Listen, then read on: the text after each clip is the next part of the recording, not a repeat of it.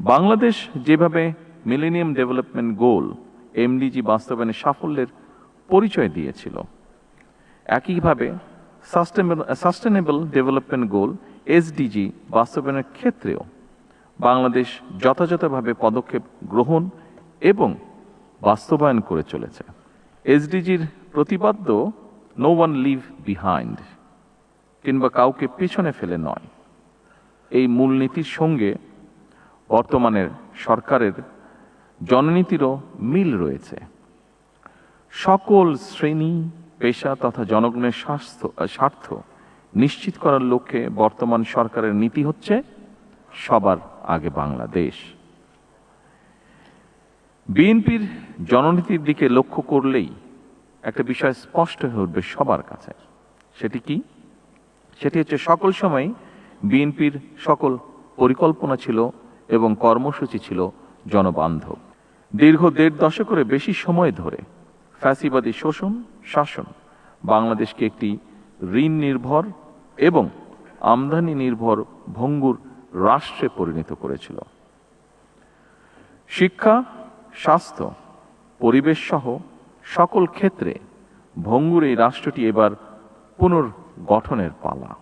দেশ এবং পুনর্গঠনের এই যাত্রা পথে অবশ্যই এসডিজির গুরুত্বপূর্ণ ভূমিকা অনস্বীকারযোগ্য এবং এরই অংশ হিসেবে জনগণের সমৃদ্ধি নিশ্চিত করার লক্ষ্যে বর্তমান সরকার 5 বছর মেয়াদী কৌশলগত অর্থনৈতিক কাঠামো বা 5-year স্ট্র্যাটেজিক ফ্রেমওয়ার্ক বাস্তবায়নের পদক্ষেপ গ্রহণ করেছে।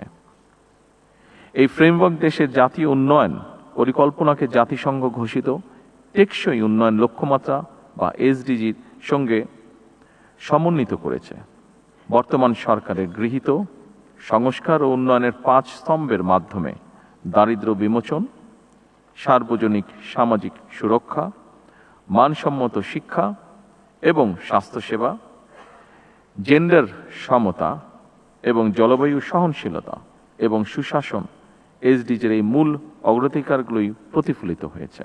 স্বল্পোন্নত দেশের তালিকা থেকে উত্তরণ এবং এসডিজি বাস্তবায়নে অর্জিত অগ্রগতির সুসংহত করতে বর্তমান সরকার পুনরুদ্ধার, পুনর্বাসন, পুনর্গঠন বা রিকভারি, রিহ্যাবিলিটেশন এবং রিকনস্ট্রাকশন এই 3R কৌশল গ্রহণ করেছে, যার মাধ্যমে সাময়িক স্থিতিশীলতা থেকে শুরু করে দীর্ঘমেয়াদী কাঠামোগত রূপান্তর সবকিছুই একটি সুসংহত পথনকশা বাস্তবায়িত হবে।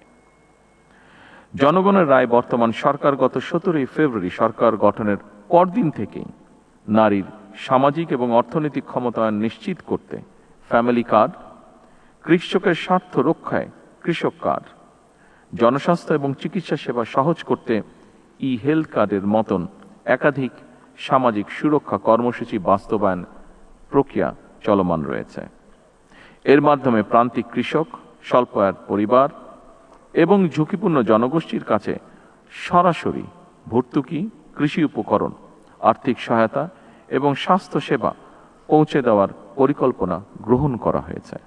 একটি মানবিক রাষ্ট্র যেখানে স্বাস্থ্য, শিক্ষা ও নাগরিক অধিকার হবে সার্বজনীন এবং একটি কল্যাণ রাষ্ট্র যেখানে প্রতিটি নাগরিকের অর্থনৈতিক সুযোগ ও আন্তঃপ্রজন্ম ন্যায্যতা নিশ্চিত থাকবে। 2030 সাল নাগাদ টেকসই উন্নয়ন অভীষ্ট লক্ষ্য অর্জনের লক্ষ্যে আসুন আমরা সবাই দৃঢ় সংকল্প নিয়ে কাজ করি। আমি জাতীয় সম্মেলনে সাফল্য কামনা করে এসডিজি ভিলেজ কার্যক্রমের উদ্বোধন আনুষ্ঠানিকভাবে ঘোষণা করছি। ধন্যবাদ। আল্লাহ হাফেজ।